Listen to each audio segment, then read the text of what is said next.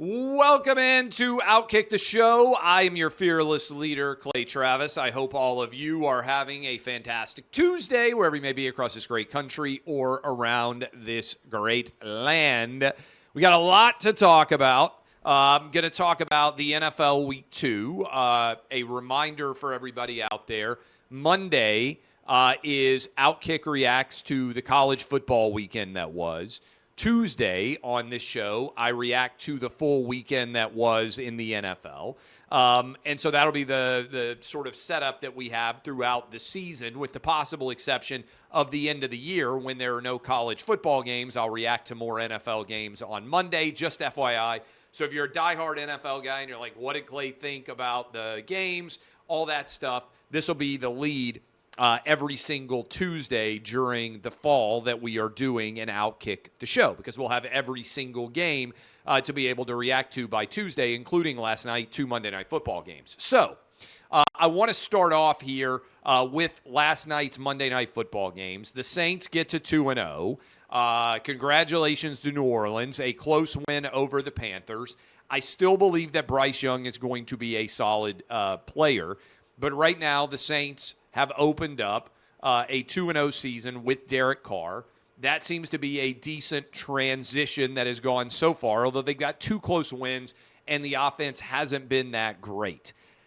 I thought the bigger story, though, was the Steelers getting the win over the Browns, including 2 defensive touchdowns. Deshaun Watson, 2 15-yard penalties for grabbing face masks, which, I mean, you guys correct me if I'm wrong, I don't remember very often. And both times, by the way, he did it with his throwing hand, which seems very risky to decide to put your hand inside of a defensive player's helmet with a stiff arm and then grab control of it with your right throwing hand. Very strange behavior. The Steelers' defense, the offense was not very good.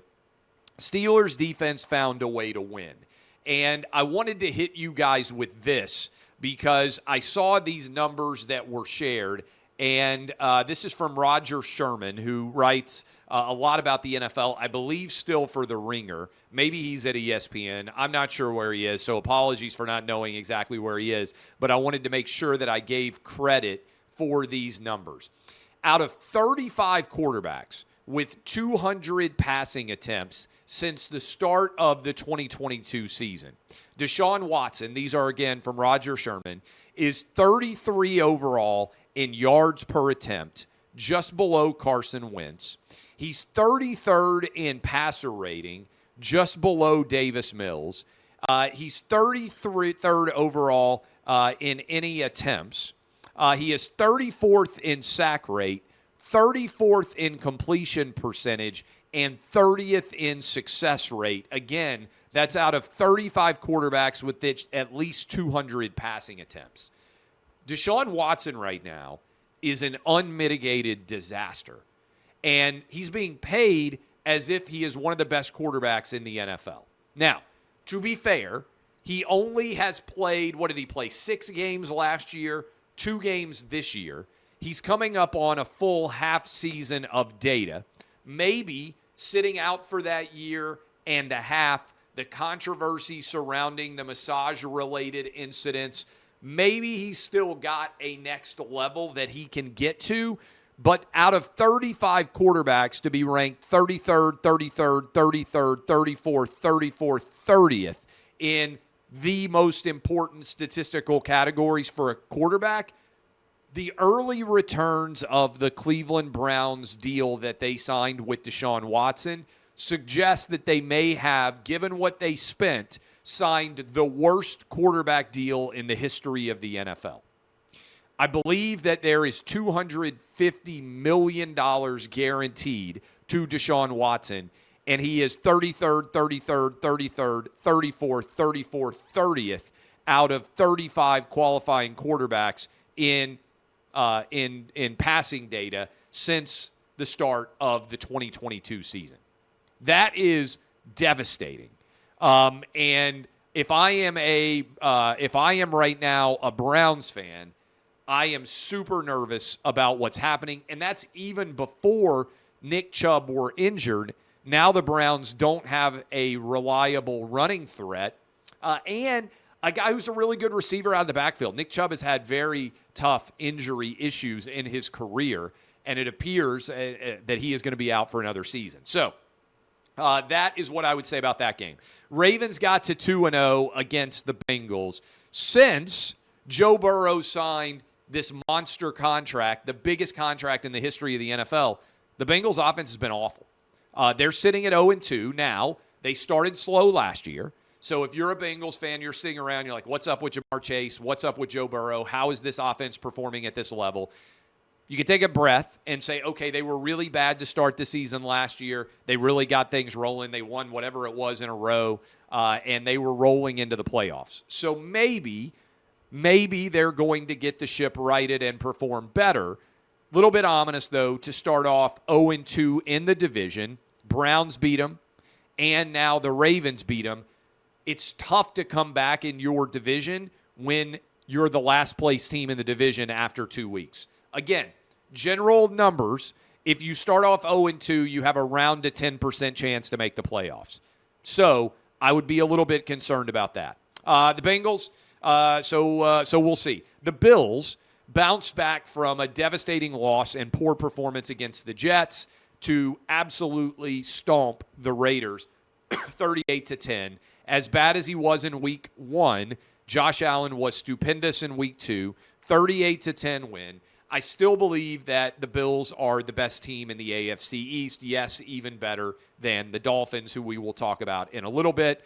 Raiders so far have been about what I would expect the Raiders to be, even with Jimmy Garoppolo, basically the same team. 500-ish team in a very difficult division. Bucs. I think you look at the Bucs right now, and you almost have to say, if you're talking about impressive teams through 2 weeks, when Tom Brady retired, coming off of a sub-500 season, I know they won the division, but it was a weak division, I don't think anybody would have expected that the Bucs would go and beat the Vikings in Minnesota and then also beat the Bears and be sitting at 2-0, and Baker Mayfield would look as good as he has. I think the Bucs have to be, through 2 weeks, the most impressive team relative to what the expectations for the team were like coming in. For the Bears, I think there is a lot of nervousness about Justin Fields and whether he truly is the quarterback of the future. He's holding the ball for a long time. The data on his performance, not good. And at some point, you start to say, okay, he's played enough games that he is what he's going to be. And if Justin Fields is what he is going to be, that's not a very good quarterback. That's not a starting quarterback in the NFL. Bears have lost a bunch of games in a row. They have not performed very well. And to start off 0-2 this year, I think the drumbeat on Justin Fields is not positive. Chiefs get the win over the Jags. By the way, we got both Monday Night Football games right last night. 5-3 gambling record in the NFL last week. Helping to offset week 1's 1-5 for the record. The Chiefs in that game against the Jags, offense still not firing on all cylinders. Defense is playing well, however. I thought the Jags would get a win. To me, this was a circle the date game. And Trevor Lawrence wasn't very good, right? Trevor Lawrence has a high ceiling. High ceiling. Still has a very low floor. And that's not what you want to see as we're now in year 3, right, with Trevor Lawrence. I think I'm correct in that, the 3rd season. You want that ceiling and floor to be closer so you have a consistent level of performance from him, and we're not seeing it. Seahawks, give them credit. Went on the road, won in overtime against the Lions. I thought I was wrong on this game. I thought the Lions were going to win it to get to 2-0. That is a great win for the Seahawks as they continue to not fall off under Pete Carroll. Geno Smith continues to outperform expectations. He did it all last year. He's doing it this year. Colts. This is a bad loss for the Texans. To have the Colts come in, put up 31, Gardner Minshew comes in to take over for Anthony Richardson, who gets a concussion. Early returns on Anthony Richardson, good. As you continue to look at C.J. Stroud, we'll see how he's going to pan out. I'm a little bit questionable about him. I really like Bryce Young. I liked the potential of Anthony Richardson because when I watched him play, when he played at an elite level, I saw him in person against Tennessee. He was incredible. And if you can get that elite level performance from him, he's a physical mismatch. He reminds me a lot of Josh Allen. For those of you out there who are like, okay, Anthony Richardson, who does he remind you of, Clay? Josh Allen. Big, strong, physical dude who has accuracy issues at times. But if you can fix the accuracy issues, he has a cannon for an arm, and he is hard to bring down when he is moving around in the pocket. And that would be the analogy that I would draw if I'm the Colts fan and I'm thinking, okay, what's the ceiling for Anthony Richardson? I think he's Josh Allen-like. That's what I saw from him in college. Remember at Wyoming, all the issue with Josh Allen was, can he be consistent? Can he put the ball in the right place? Can he be accurate? They fixed him. They got Josh Allen rolling. Anthony Richardson, very young, very raw, very talented. He reminds me of Josh Allen. I've liked what I've seen so far out of him. Titans, I was at this game in person. My now 9-year-old, my 13-year-old, it was their birthday. We took them. I was like, I'm not sure how good of a birthday this is going to be, boys. The Titans have lost 8 games in a row. They're the underdog against the Chargers. Early in this game, they were down, I think, 11-3, and they basically had done nothing on the offensive side of the ball. Then, finally, Treylon Burks makes a play. Great pass from Ryan Tannehill, who had a very good game. Look, Titans got to 1-1, got to win over what I think is a very good Chargers team. If you're the Chargers, I think you just look around and you say, we should be better than what we are every year. I like Justin Herbert. I like the talent on the offensive and defensive side of the ball. I get they didn't have Austin Eckler, but you still got Keenan Allen. You still got Williams. You've got elite talent on the defensive side of the ball. Bosa is almost unblockable. And yet, it seems like you're always finding yourself losing close games. Lost a close game in week 1, lost a close game in week 2. You're in that division with the Chiefs. You're now sitting at 0-2. Yes, the Chiefs are just 1-1, and I get that probably the Raiders are not that good and probably the Broncos are not that good, but guess what? You're not that great. Cardinals, I felt bad for my guy Josh Dobbs. Josh Dobbs played fantastically well for the Cardinals. I thought he was going to get his first career win. Instead, Giants come back from a 21-point deficit, win 31-28. I felt like the Giants were about to be the most disappointing team through 2 weeks of the season. We still got the injury to Saquon. We'll see how exactly that plays out. But this was a monster win for them to bounce back from a whipping in week 1 where they lose 40-0 to the Cowboys. Come back and you're down 21-0 to come back and get that win 31-28. I think it's huge. 49ers, 2-0. Brock Purdy, if he's healthy, they're really good. I would argue, I think I argued this last year, take away the quarterback position, the best roster in the NFL, offensive and defensive sides of the ball, is San Francisco 49ers. If Brock Purdy can perform at a high level, as he was able to do pre-injury, and as the 49ers certainly seem to believe he is going to be able to do when they trade Trey Lance and they move on from him and basically say Brock Purdy is our guy, they beat the Rams, they get to 2-0, they put up 30 points. I think they are the best roster outside of the quarterback position in the NFL, and if Brock Purdy performs at a high level, they're the best team in the NFC. The Commanders, surprising, 2-0, come back from a huge deficit against the Broncos, who now fall to 0-2. Russell Wilson, the offense looks better, but they give up 35. Ominous. Ominous in Denver. For Washington, wow. I don't think anybody foresaw this move to get to them to 2-0. NFC East is a battleground. There's no doubt about that. Teams are now better. Used to be an awful division, a lot of accelerated ability and talent. To me, I think the Commanders at 2-0 are probably right up there with the Tampa Bay Buccaneers as the biggest surprises so far in the NFL through 2 weeks. Cowboys dominate. That's exactly what I thought they would do against the Jets. Never really in question. Unfortunately for the Jets, it feels like as long as they are riding with Zach Wilson, they're an afterthought. And then on Sunday night, the Dolphins get to 2-0 with Tua. Interesting fact. Do you know who the MVP favorite is in all of the NFL right now? Tua Tagovailoa. Yes, we know that Tyreek Hill, and yes, we know that Jalen Waddle, best duo out there. 24 points on the road. The Patriots fall to 0-2. To me, Bill Belichick feels done.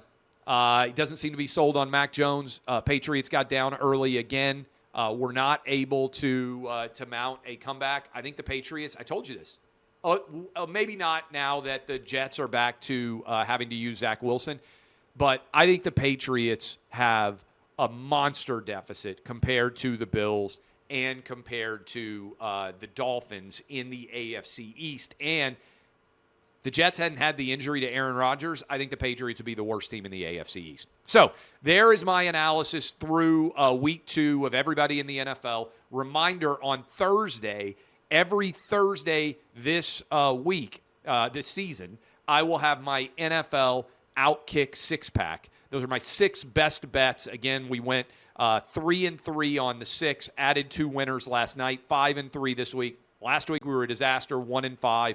Moving up closer to 500. The college football gambling picks are up. You can go read those at OutKick. I will discuss those every Wednesday. College football gambling discussion every Thursday. NFL gambling discussion. I love to gamble on football. I know a lot of you that are watching and or listening feel the same way. So just giving you a roadmap for where we are headed during the course of football season here. All right.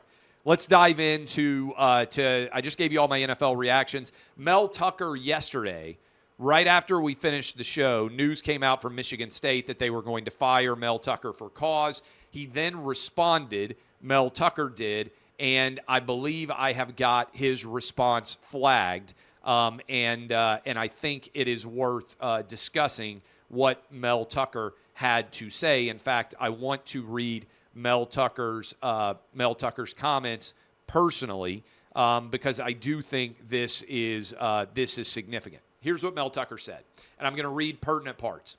I'm disappointed but not surprised to learn that Michigan State intends to terminate my contract over Miss Tracy's improper public disclosure of the entire 1,200-page investigation file regarding her baseless complaint against me. Let's be clear. I don't believe Michigan State plans to fire me because I admitted to an entirely consensual private relationship with another adult who gave one presentation at Michigan State at my behest over 2 years ago. A cursory reading of the facts and timeline should cause any fair-minded person to conclude other motives are at play. Here's why. Michigan State knew about the information on which it supposedly relies to end my contract since at least March of 2023. Complaint was filed in December of 2022. Yet only after, again, I'm reading from Mel Tucker's statement, yet only after Miss Tracy and potentially others leaked the confidential investigation report to the press did Michigan State suddenly decide this same information warrants termination. Michigan State is punishing me for Miss Tracy's leak, which violated Michigan State's rules regarding confidentiality of investigations. Michigan State cut off any semblance of interest in the truth or due process by terminating me weeks before the hearing. And this is significant in terms of the timing because they haven't even had the full hearing yet. And they said that Michigan State, this is again according to Mel Tucker, has ignored his concerns about leaks. He demanded an investigation into leaks. Michigan State never acknowledged the request, yet alone responded. Yet after Miss Tracy's attorney complained, Michigan State hired an outside law firm. Remember, USA Today published this entire report, and they have had a relationship with Brenda Tracy before. I don't think it's crazy to think that Michigan State leaked this. And again, he says, I can only conclude Michigan State doesn't care about my rights, the truth, or future liability. Michigan State was supposedly going with this miscarriage of justice, devastated me and my family. I find solace in knowing investigator concluded we were in a personal relationship, that she, according to Mel Tucker, expressed consent to every facet of our relationship, and he says that basically he is going to sue. He doesn't believe he violated any school policy. And here's what I would say in general, okay? This is me reading that USA Today report and only analyzing facts that are not in dispute. They had 27 phone calls lasting an average of 30-plus minutes. How many of you with a woman that is not in your family and that is not related to you or something like that have had 27 phone calls of over 30 minutes in length? That's a personal relationship. I'm sorry. The only thing that they have been able to point to that he did wrong was engage in phone sex in a 36-minute phone call after midnight. How many of you have been in a 36-minute phone call after midnight, and how can you retroactively change your consent to phone sex? There's no allegation of improper touching. There's no allegation of sexual assault. This is a complete railroading. He got set up. Here's what the evidence suggests happened. Mel Tucker was interested in Brenda Tracy. Brenda Tracy was interested in Mel Tucker. They engaged in a consensual, private relationship of some nature. As soon as Mel Tucker tried to cut this thing off, she went public with it to Michigan State in an effort to get him fired.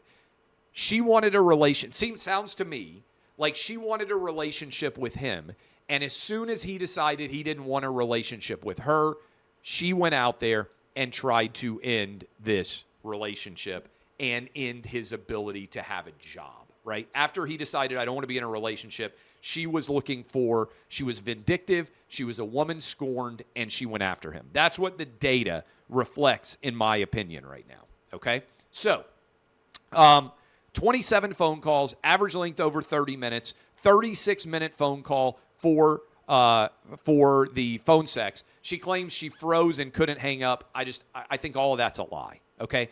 She spoke one time on the campus. She got paid a few $1,000s. This idea that they were somehow in a work relationship is not true. She was a vendor. She spoke one time. Do you know how many times I've spoken at a variety of different events? I didn't have like an existing employment relationship with the places where I spoke. I was an independent contractor who was hired for one speaking engagement. I don't know what they paid her. Probably more than she was worth, frankly. But $10,000, $5,000. I don't know what her speech rate is. I don't have any clue. For the record, I get paid $50,000 to speak. If I decide to go speak and I'm signing a contract, all right? You can think that's crazy. If you're going to get me to travel, you're going to have to pay me a lot of money. I don't know what her going rate on speech is, but she's not an employee. Like this idea people have, well, he engaged in an inappropriate relationship with an employee. No, she's not an employee. She spoke one time at the university. So this is, and I'm disappointed, frankly, in how few sports media figures will speak out on this. This is a joke. But again, I'm not saying what Mel Tucker did was without fault.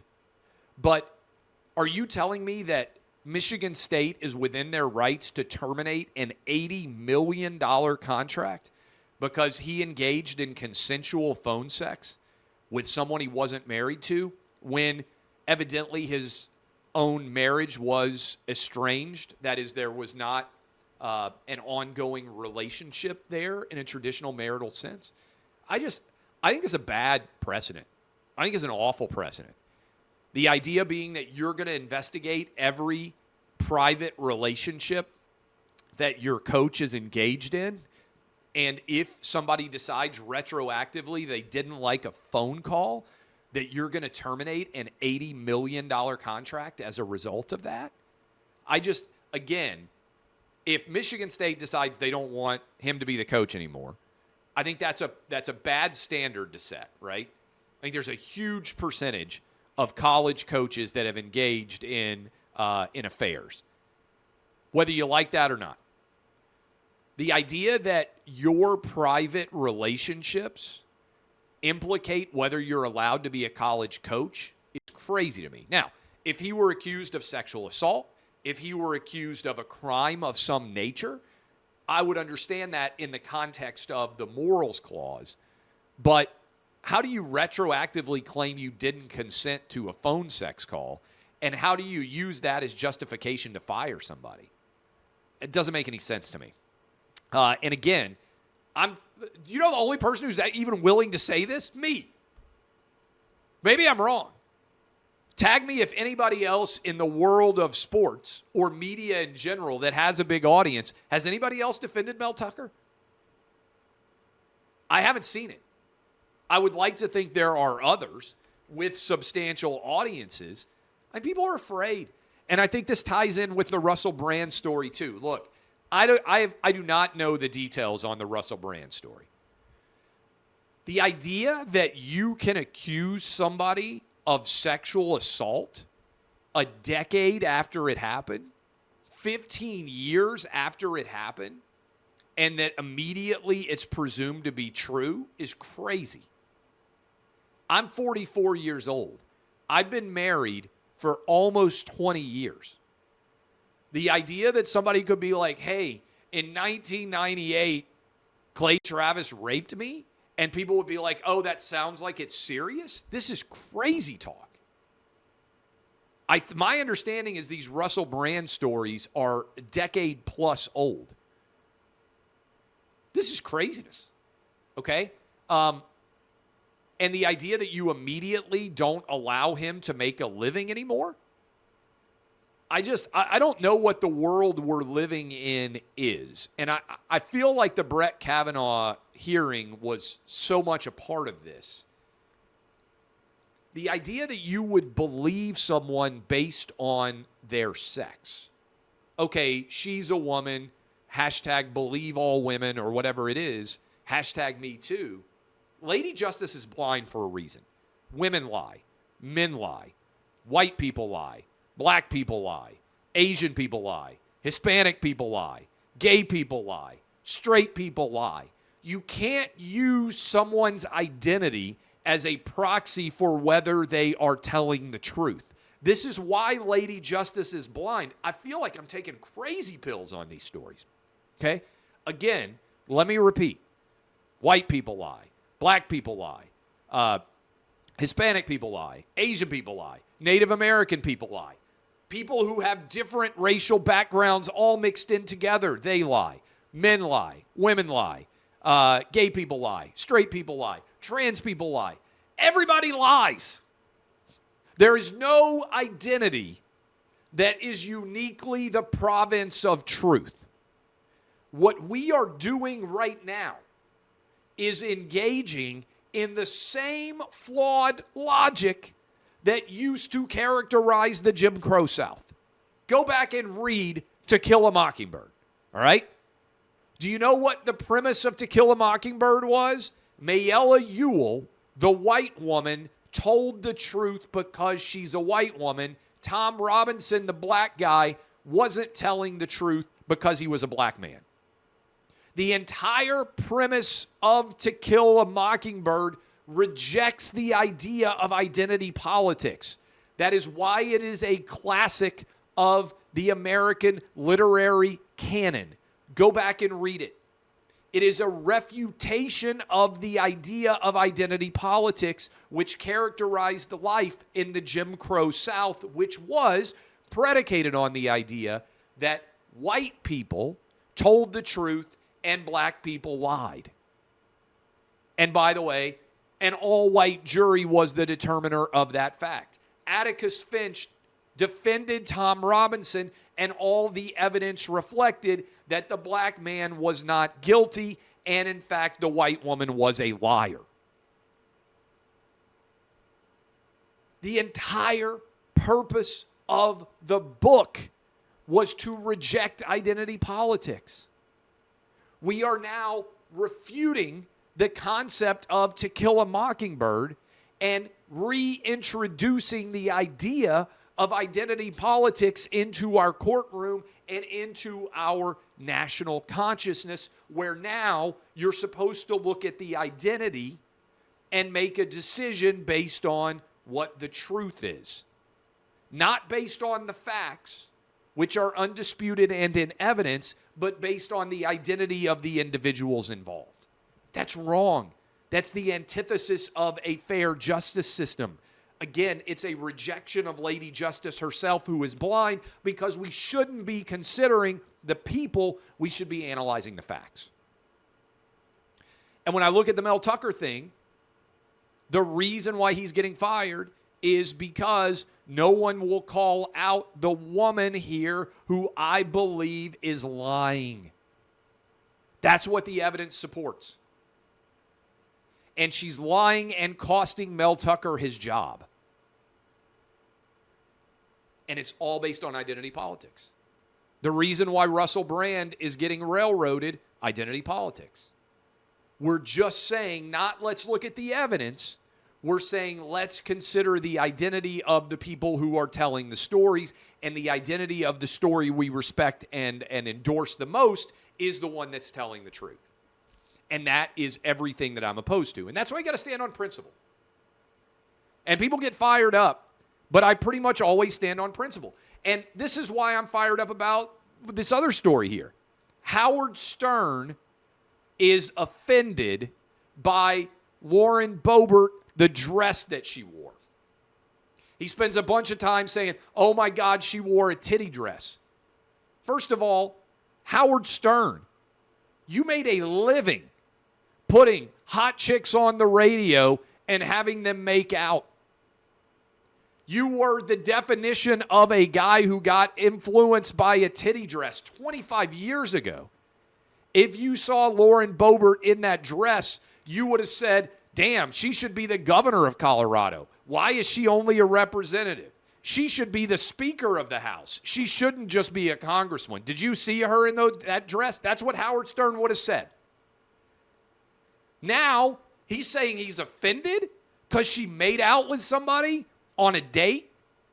I look at so much of this, and I think Howard Stern is perfectly emblematic of things. This is a guy who was a rebel. He was willing to push boundaries. He was willing to take risks. And now he wants there to be lockdowns and everybody to have to wear masks, and he's afraid to go to restaurants. And he thinks that a girl in a hot dress on a date who's making out with somebody isn't qualified to be a congressperson anymore. I mean, this is the same. Look, I feel like I'm taking crazy pills because I'm consistent here. And you go back and read all of my stuff for 20 years. Whether it's Bobby Petrino with the neck brace and the hot blonde chick he was banging, whether it's Bill Clinton getting blowjobs from interns, still Mel Tucker, like whatever he's doing in his private. I don't care about anybody's private lives, okay? I would rather Bill Clinton get screwed by an intern than Joe Biden screw the entire nation. I feel like I'm one of the only people that still has this perspective. I've been the same for 20 years. I only care about your ability to get a job done. If you told me right now that there was a head coach that I could pay to hire of the University of Tennessee and that he was going to win 80% of his games for the next 10 years, but that he was going to have so many side chicks that it was going to be like he was going to need like one of those big, party buses to drive them all around. One of the things down in Nashville where everybody, all the hootenanny girls, the girls who were all in the back of the vans, like on their bridal parties, like screaming and hollering while they all get drunk, like all that stuff, right? The hoedowns. If you told me that I had to do that, I had to hire a carload of sorority girls or party girls on the bus to entertain a University of Tennessee coach, but he was going to win 80+% of his games in the SEC, I would pay for that for the next 20 years. Because as long as he's not breaking the law, I don't care what he does in his private life. I just want to win. Just win, baby. It's what Al Davis said. That's what Clay Travis says. All right? And if you told me, hey, this politician's really good, let's go back Bill Clinton in the 90s. I think Bill Clinton was an incredible president. He said, hey, Bill Clinton, like someone can be president. He might screw an intern, but he's going to balance the budget. The economy is going to be an absolute rocket ship. There are not going to be any wars. Murder rates are going to go down. We're going to put violent people in prison. I'd be like, sign me up. How many people need to blow the president to get back to a balanced budget, to get back to crime at historic lows, to get back to a secure border, to get back to no war, to get back to you and me not having rampant inflation. You tell me how many blowjobs the president needs to get, I will sign up for it. I just don't care. But the idea that we're going to be investigating private lives, I'm consistent on this.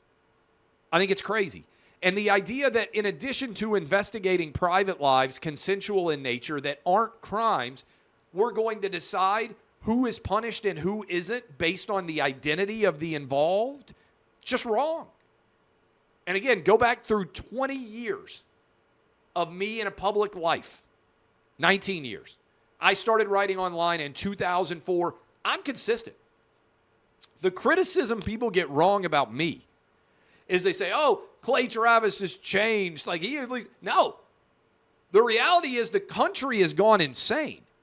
I still believe the exact same things I do 19 years ago. The criticism of me is like I'm a dinosaur. I'm an old man who doesn't evolve. I decided what I thought was right in like 1998, and I haven't changed since. 25 years later, the rest of the country's gone crazy. The things that, go read this book. The first public thing that I was ever published about was arguing against policing speech codes. In 1997, in the friggin' G.W. Hatchett newspaper. I'm like the only person out there who was anti-impeachment of Bill Clinton and also believed that Brett Kavanaugh needed to sit on the Supreme Court. Because there is a logic and principle at play in my opinions that isn't dictated based on political party or the identity politics of the individuals involved. Everybody else has gone crazy. I'm like the last person sitting around here saying, Deion. The ratings on Deion are through the roof. People say, I don't know why you keep talking about Deion. I don't know why you guys keep writing about Deion. Because everybody cares. Monster audience after midnight for Deion Sanders and the Colorado State game. Here's some data for you. And I saw this and I was like, wow. You want to know? People are like, I don't know why you keep talking about this story. Like, why do you care? Why does Deion, this is pretty great, all right? The data reflects that people overwhelmingly in the SEC are obsessed with Deion. This is after midnight. Number one market for ESPN late night, Colorado State game. Denver. Okay. I see people out there like, why would Denver watch? Well, both teams are playing Colorado versus Colorado State. That's a big rivalry game. It's also Mountain Time Zone. It's not as late there. Listen to the rest of these top markets. Birmingham, New Orleans, Knoxville, Tulsa, Oklahoma City, Memphis, Greenville, South Carolina, Atlanta, Richmond, Nashville, San Antonio. Almost everybody watching Colorado State was in the Eastern or Central time zone. Jacksonville, Florida, Columbus, Ohio, Austin, Texas, Louisville, Kentucky, Dayton, Ohio, Norfolk, Charlotte. Now, these are probably big college football markets overall, but huge numbers of you in the Central and Eastern time zones were up late night, like I was, watching Colorado State. Deion Sanders makes people watch. Just saying. Numbers don't lie. Has the media helped to build the Deion phenomenon? Yes. Will the media likely help to tear down Deion when the losses to, I believe, Oregon and USC happen the next 2 weeks? Yes. I think that's likely. But Colorado has turned into one of the most watched teams in America because of Deion Sanders. He deserves a lot of credit for that. And I think there are likely to be a ton of different big programs out there seeing the Deion effect. There are going to be a lot of schools, I think, that make a run at Deion Sanders in the next couple of years. And maybe the NFL does too. Although I think the NFL doesn't need eyeballs and attention in the same way college football does. And I will say this, the biggest aspect of Deion the most impactful aspect of Deion Sanders is going to be his ability to bring in new talent through the transfer portal. I don't know how he's going to recruit at Colorado. It takes a while to develop freshmen, typically, and sophomores into elite-level players. But I think in the short term, he's going to bring in a lot of talent. All right, I wanted to hit you with this, too, because I saw this over the weekend, and I was kind of blown away by it. NBC News. Not surprised, because obviously this is something I would have said for some time. I'm reading directly from an NBC News segment. Doctors say they're finding it increasingly difficult to distinguish COVID from allergies or the common cold, even as hospitalizations tick up. Again, I'm reading from an NBC News tweet. Doctors say they're finding it increasingly difficult to distinguish COVID from allergies or the common cold, even as hospitalizations tick up. Now, hospitalizations tick up because in the fall and winter, people get sicker. This is the way viruses have worked throughout human history. People are inside more, viruses spread more. This is like common sense. But remember when initially you couldn't compare COVID to the flu? If you compared COVID to the flu, people would lose their mind. That happened to me a few times. Said, yeah, it's like the flu. People lost their minds. Now NBC News is saying that you can't even tell the difference between allergies, the common cold, and COVID. Reminder, adjusted for inflation, we spent more money on COVID than we did to win World War II. Crazy stat, important. Adjusted for inflation, we spent more money fighting COVID than we did the Nazis and the Japanese in World War II. Worst public policy failure of my life and probably in modern American history. Modern American history, I would say, extends the last 50 years or so. I think this is worse than Vietnam, certainly the worst of the 21st century, the worst of my life, and I was born in 1979. Finally, my good buddy Mark Cuban, and he hasn't responded so far that I have seen, Mark Cuban in the late summer of 2021 refused to be interviewed by a journalist who wouldn't get the COVID shot. Has Mark Cuban apologized for being wrong? Has he discussed how many COVID shots he got? Again, the loudest and most strident voices telling you, remember the White House saying it was going to be a winter of death? Have any of those people come out and said, you know what? I apologize. I was wrong. Mark Cuban wouldn't even sit down for an interview with a reporter because she refused to get the COVID shot. He publicly refused to sit down with her. How many shots has he gotten? How many times has he gotten COVID? Has he apologized to her? Open questions. I haven't seen Mark Cuban answer them anywhere. DBAP, unless you need to SBAP, I am off to a 7th grade football team. I am scheduled to be on with Jesse Waters tonight. I appreciate all of you. DBAP, unless you need to SBAP, this has been OutKick, the show.